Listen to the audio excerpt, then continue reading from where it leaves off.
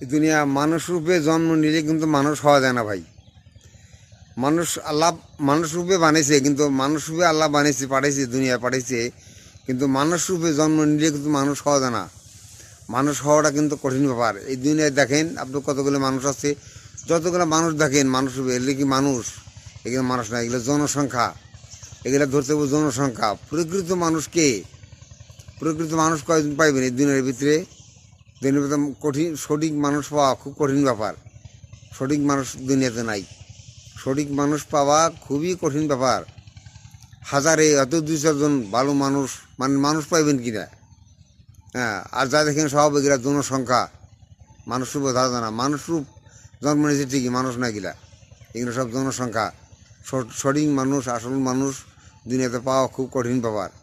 কাজেই সঠিক মানুষ দুনিয়ায় নাই। আল্লাহ মানুষ রূপে পাঠিয়েছে ঠিকই, এগুলা মানুষের আকৃতিতে মানুষ পাঠিয়েছে, আসলে সঠিক মানুষ না এগুলা। এগুলা শুধু শুধু জনসংখ্যা। কাজে সঠিক মানুষ পাওয়া খুব কঠিন ব্যাপার। সঠিক মানুষ হইতে হবে, মানুষের মতো মানুষ হইতে হবে। মানুষ রূপে জন্ম নিয়েই মানুষ হওয়া যায় না, কিন্তু মানুষ রূপে মানুষের মতো মানুষ হইতে হবে, মানুষ হইতে হবে। আল্লাহর কাছে যাইতে হবো একদিন, যে কোনো একদিন আল্লাহর কাছে যাইতে হবো। অর্থাৎ আল্লাহর কাছে জবাব দিয়ে করতে হবো। প্রত্যেকটা মানুষের আল্লাহর কাছে জবাব দিয়ে করতেই হবে। আল্লাহর কাছে জবাব দিয়ে ছাড়া কেউ বাঁচতে পারবে না। কাজেই আল্লাহর কাছে যাওয়ার আগে মানুষ হইয়া দুনিয়াতে বিদায় হইতে হবো। মানুষ হয়ে যেত দুনিয়া থেকে।